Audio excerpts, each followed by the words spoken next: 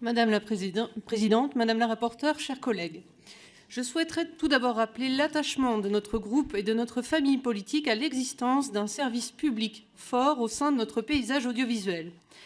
À l'heure où les réseaux sociaux sont le théâtre de vastes entreprises de désinformation et où certaines chaînes privées n'hésitent plus à relayer certaines fake news ou prétendues vérités alternatives, la nécessité d'un service public puissant relève pour nous de l'évidence.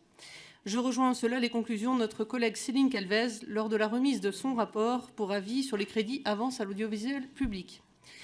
À ce titre, la politique mise en place par France Télévisions lors du premier confinement de mars 2020 avec la programmation sur le canal de France 4 de cours dispensés par des professeurs de l'éducation nationale est un très bel exemple de l'utilité première du service public, seul à même de proposer un tel dispositif. C'est pourquoi la suppression de la contribution à l'audiovisuel public, ou CAP, plus connue sous le nom de redevance audiovisuelle, proposée dans le cadre de ce PLFR, est tout sauf une remise en cause des missions et de l'indépendance de notre service public.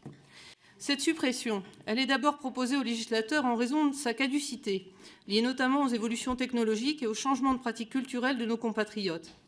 Elle est proposée ensuite du fait que la perception de la CAP était adossée à celle de la taxe d'habitation supprimée sous la précédente législature pour plus de 80% des foyers fiscaux. Aujourd'hui, la CAP représente environ 3,7 milliards d'euros qui bénéficient par ordre décroissant à France Télévisions, Radio France, Arte, France Média Monde, l'INA et TV5 Monde. Elle touche 27,6 millions de foyers, mais sa perception ne concerne en réalité plus que les foyers détenteurs d'un poste de télévision. Or, aujourd'hui, près de 80% des ménages âgés de 16 à 24 ans ne possèdent pas de téléviseur, préférant à ces derniers leur ordinateur ou leur téléphone portable pour accéder aux programmes diffusés par l'audiovisuel public. On peut donc affirmer en la matière qu'il n'y a plus d'égalité fiscale devant cet impôt.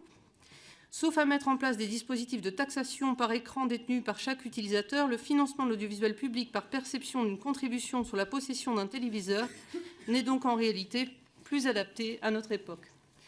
C'est pourquoi il convient de remplacer ce dispositif par un autre qui garantisse la pérennité, la qualité, l'indépendance et les équilibres de notre service public audiovisuel. La solution proposée est la création au sein du budget général de l'État d'une mission audiovisuelle publique qui, pour les derniers mois de 2022, procédera à l'ouverture de 1,5 milliard d'euros en autorisations d'engagement et en crédit de paiement sur 6 programmes correspondant aux 6 opérateurs de notre audiovisuel public. Nous saluons la visibilité pluriannuelle accrue et le versement en début d'année, qui était nécessaire, comme l'a rappelé hier la ministre de la Culture. Cette mesure va dans le bon sens en sécurisant le dispositif, puisque la dotation ne pourra dès lors ni être gelée, ni être annulée unilatéralement par l'État. Naturellement, il conviendra que l'évaluation des besoins nécessaires annuellement à notre audiovisuel public puisse être établie de manière impartiale par une commission indépendante. Ainsi, il convient dès à présent d'étudier la mise en place d'une telle commission, qui devra assurer l'existence et la permanence, non pas comme certains le craignent, d'un audiovisuel au service de l'État, mais d'un service audiovisuel public exigeant. Notre groupe sera particulièrement vigilant à ce sujet. Je vous remercie.